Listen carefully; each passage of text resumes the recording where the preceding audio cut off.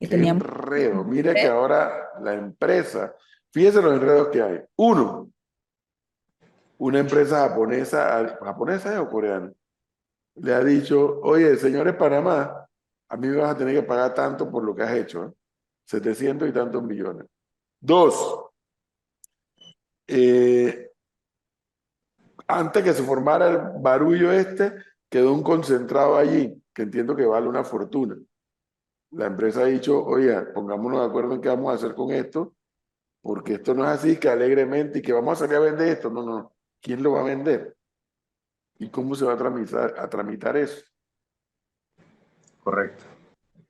¿Qué tal? Pero ¿Cómo estás? además, todavía, y fíjense que la Asamblea estaba citando al ministro de Comercio para que vaya a hablar ante los diputados sobre el tema del cierre de la mina, producto del fallo de la Corte, pero los panameños todavía no sabemos dos cosas. ¿Cuánto va a costar ese cierre y de dónde va a salir la plata para ese cierre? Don Roderick Gutiérrez, buenos días, bienvenido. Buenos días, ¿qué tal? ¿Cómo están todos? Muchas gracias nuevamente por la invitación. Bueno, sí, hay muchas interrogantes, por supuesto, de parte de la ciudadanía y también por parte de muchos funcionarios públicos. Estamos hablando de que, o sea, se tomaron decisiones sin tomar en cuenta muchas temáticas, entre esto la ciencia, la parte técnica, la parte de ingeniería, también todo lo que había o se estaba produciendo en el momento de que se decretó el fallo. Puede ser que el fallo se decretó, bueno, el 28 de noviembre y se hizo o sea, se puso en firme el 2 de diciembre, o sea, cuando se puso en Gaceta Oficial. Durante todo ese tiempo, o sea, la empresa estaba eh, produciendo y estaba trabajando en base a un contrato existente. O sea, ¿eso qué quiere decir? Que lo que se produjo en ese entonces está almacenado ahora mismo en la galera, que son aproximadamente, no aproximadamente, ya debidamente notariado y, y medido son 132.000 toneladas de concentrado de cobre, lo que hay ahora mismo acumulado en una galera de un tamaño de 40 metros de altura por 180 metros de largo. O sea, debidamente contenido en un área específica, pero son 132.000 toneladas de concentrado de cobre que hay ahora mismo ahí puesto. Pero no se ha definido qué va a pasar con eso, ¿no? Bueno, ahí era donde iba. O sea, yo estaba investigando y en la parte, no solamente la parte técnica, que es muy importante, la parte ambiental, que es sumamente importante, sino también la parte legal. O sea, el fallo decreta inconstitucional el contrato y deja sin concesión a la empresa, pero sin embargo no dice nada del código minero. Y sin embargo, cuando nos vamos al código minero, o sea, de la República de Panamá, establece en su artículo 2 que todo lo extraído durante el tiempo que haya sido legal, o sea, o haya tenido una concesión o un contrato, pertenece a la empresa. O sea, eso está establecido en el artículo 2 del Código Minero. Código Minero que sigue vigente y es muy importante mencionarlo porque todo el mundo se basa en el contrato, todo el mundo se basa en la concesión, pero el Código Minero sigue vigente. Y en el artículo, si no me equivoco, 115 del artículo minero dice que por otra razón, que es que tener el concentrado de cobre ahí por mucho tiempo también puede producir, o mejor dicho, ahora mismo estamos en riesgo de contaminación o en riesgo de emanación de gases, riesgo de incendio, también, que eso es muy importante recalcarlo. La empresa tiene, primero que todo, el Estado tiene que darle las condiciones para que la empresa pueda dejar esa área libre de cualquier riesgo. Eh, Palabras más, palabras menos, lo que dice el artículo 115 del Código Minero. ¿Eso qué quiere decir? Que si nos basamos en esos dos artículos, primero, el concentrado de cobre le pertenece a la empresa porque lo extrajo en un momento en donde estaba legalmente o sea, trabajando. Y dos, el artículo 115 tiene, o sea, el Estado tiene que darle no la oportunidad, sino tiene que garantizarle las condiciones para que ellos puedan dejar esa área libre de cualquier tipo de riesgo de contaminación o contaminación a futuro. Entonces, legalmente, y la pregunta del millón, ¿a quién le pertenece? Legalmente le pertenece a la empresa. En las últimas horas surgió la información de que la empresa afirmaba que necesitaba empezar a vender el concentrado de cobre que estaba en el almacenaje, más que nada para prevenir un peligro ambiental y daños en el área. Bueno, sí, mira, el cobre por lo general, o sea, se exporta cada 50.000 toneladas, o sea, se almacena de 50.000 en 50.000 y se va exportando.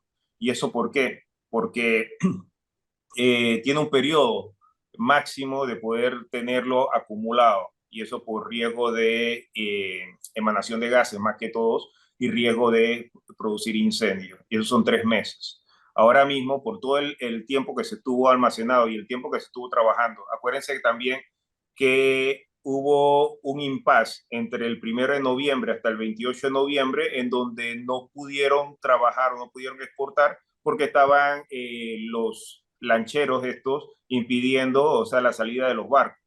O sea que durante ese tiempo se siguió almacenando concentrado de cobre, porque la fecha de salida del barco era el 1 de noviembre, el cobre está concentrado desde octubre, no pudo salir el 1 de noviembre y se siguió almacenando. O sea, al estar ahí durante mucho tiempo, por supuesto, lo primero que comienza a hacer el concentrado de cobre es comenzar a secarse. Acuérdense también que para poder evitar eh, que se expanda, o sea, porque es material muy particulado, muy fino, o sea, tiene que tener por mínimo una temperatura aproximada de ocho grados, o sea, aproximado. Eso comienza a secarse. Ahí comienza ya el riesgo de que comience a expandirse por el aire el concentrado de cobre que puede traer afectaciones tanto a la salud humana como también al medio ambiente. Después de eso comienza a calentarse. O sea, al calentarse comienza a producir sulfuro de hidrógeno. ¿Eso qué quiere decir? Que eso es ácido sulfúrico. O sea, ese sulfuro, o sea, comienza a emanar del mismo concentrado de cobre que al mantenerse primero que todo, al mantenerse en un área confinada, comienza a crear riesgo para las personas que trabajan ahí. Claro, tienen que entrar con su equipo de seguridad y todo lo demás, pero de todos modos, o sea, estamos hablando, y yo siempre pongo como ejemplo, es como si lavaran el cuarto de baño de una casa o un departamento con mucho cloro y cerraran todas las ventanas y todas las puertas. O sea, así mismo, o sea, comienza a producirse o comienza a sentirse esos gases dentro de un área confinado. Y posterior a eso, entonces, puede producir, como decía, está ahora mismo en riesgo de ignición, o sea, riesgo de incendio, porque cada vez sube más la temperatura. La temperatura comienza a subir desde el centro de la pila, o sea, donde está el concentrado de cobre, hacia afuera. Adentro ya estamos hablando de casi 70 grados centígrados, que es lo que está ahora mismo la temperatura internamente. ¿Esto qué puede decir? Es muy difícil que haya una combustión espontánea, pero cualquier chispa, cualquier ¿cómo se llama? Alza de calor, o sea, producto del verano y todo lo demás puede producir entonces no solamente que se incendie, sino que comience ya a emanar esos gases y esos gases puedan salir de la galera y puedan entonces afectar fuera del área ya confinada. Eso por un lado. Y por otro lado, si se llega a secar mucho y se llega por producto del viento o producto ¿cómo se llama?, de cualquier incremento del clima y llega a salir ese polvito también, primero que todo, el cobre no es biodegradable. Ese polvito al caer en los, ¿cómo se llama?, cuerpos de agua, va a permanecer en el cuerpo de agua. Y eso puede traer entonces contaminación. Por eso que nosotros hablábamos, cuando la empresa estaba funcionando de forma correcta, decíamos que no había contaminación, porque se estaba cumpliendo con todos los protocolos, se estaba cumpliendo con todas las medidas y se evitaba, por supuesto, que se produjeran gases, se secara y que, ¿cómo se llama?, lo que se concentraba dentro de la galera no saliera. Ahora mismo, por no tener el personal, por no tener por estar en este limbo también que estamos desde noviembre, ahora mismo hay un riesgo de contaminación. Si no se logra cumplir con todo el plan de mantenimiento, o sea, adecuado, entonces sí podemos hablar de contaminación en un futuro. Ahora mismo estamos en un riesgo de contaminación. En torno Diga, profe, adelante. Tiene el micrófono cerrado. Quedo pensando y la contraparte que dice, que es el gobierno, de todos estos Bueno, riesgos. bueno, ustedes han visto en todos los medios, siempre se ha comunicado, a la empresa ha comunicado directamente que siempre están con conversación con el gobierno. Aquí, por supuesto, lo que hay que hacer es tomar decisiones. Sabemos que hubo un movimiento grande en octubre del año pasado, noviembre del año pasado, que hizo tal vez tambalear un poco las decisiones del gobierno. Estamos en un año político en donde tal vez no se atreven a decir muchas cosas, pero se le ha comunicado, o sea, el gobierno está totalmente informado de lo que está pasando, incluso ustedes también lo han visto, las giras que se han hecho giras constantes al área de, ¿cómo se llama? Del proyecto, tanto el gobierno como la sociedad civil. ¿Y eso qué quiere decir? Que todos están informados de lo que está pasando. Incluso hay un video que pasando por ahí, en donde uno de los ingenieros a cargo de la galera le explicaba, incluso con los instrumentos de medición en mano, cuánto realmente estaba la temperatura en ese momento y cuáles eran los riesgos que se estaban produciendo en ese momento cuando hicieron la gira, que es lo que le estoy hablando hoy en este momento. Y entonces, lo que hay que hacer es, y tal como lo dice el Código Minero, el Estado tiene que darle, o, o mejor dicho, permitirle cumplir a la empresa con lo que establece el Código Minero, que es, primero que todo, lo que está concentrado en el momento que hubo un contrato y una concesión, tal cual como dice el artículo 2, pertenece a la empresa. O sea, y dos, tienen que evitar cualquier riesgo de contaminación o de peligro a la salud humana, y eso, por supuesto, mientras el concentrado de cobre esté almacenado en la galera, va a haber un riesgo y eso por supuesto hay que sacarlo de ahí. No lo pueden expandir, por lo que ya dije, no lo pueden incluso mojar, porque algunos dicen, no, pero es que para bajarle la temperatura le podemos echar agua. No, no se puede, porque lo que pasa en ese momento es que si llega entonces a salir y a entrar a los cuerpos de agua, como dije anteriormente, esto no es biodegradable, esto se mantiene y puede ser un tipo de contaminante persistente en el tiempo. La otra cosa también, el concentrado de cobre no solamente es cobre, solamente hay un 27% del cobre en ese concentrado. Estamos hablando de hierro, estamos hablando de pirita, estamos hablando otros minerales más y otros concentrados asociados que están dentro de esa pila. Por eso es que esto se exporta y donde llega a estas grandes empresas donde llega el concentrado de cobre, ellos se encargan entonces de extraer solamente el cobre para lo que es la fabricación de todo lo que ya sabemos que donde se utiliza el cobre y el resto entonces se utiliza en otras cosas, pero se extrae. Lo importante y por supuesto lo económico, lo rentable es el cobre, pero el cobre solamente es el 27% del concentrado en total.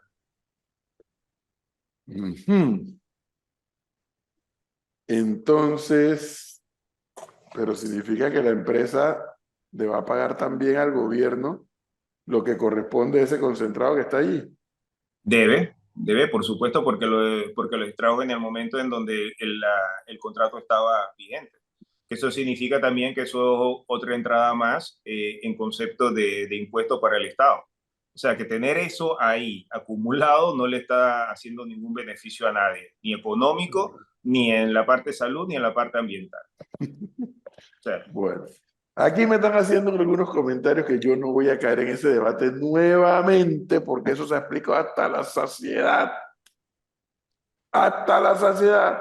Una cosa es en qué momento salió el fallo y otra cosa es todo lo que la empresa hizo con la aprobación de sucesivos gobiernos de turno.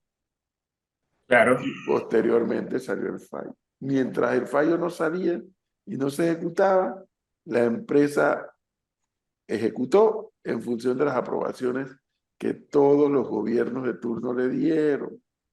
Y por eso es que vamos a entrar en un berenjenal dentro de poco. Aunque creo que no vamos a entrar en un berenjenal porque el próximo gobierno, no tengo duda, que va a tener que poner sobre la mesa nuevamente este tema a debate nacional. Repito, no nos han dicho cuánto cuesta el cierre, ejecutar el fallo de la Corte, que es cerrar la mina, cuánto cuesta. Y luego que sepamos cuánto cuesta, ¿de dónde va a salir la plata Esto va para a ese quedar para el cierre? próximo gobierno, anótelo. Anótelo que se Sí, lo van a heredar al próximo gobierno completito. eso es No, correcto.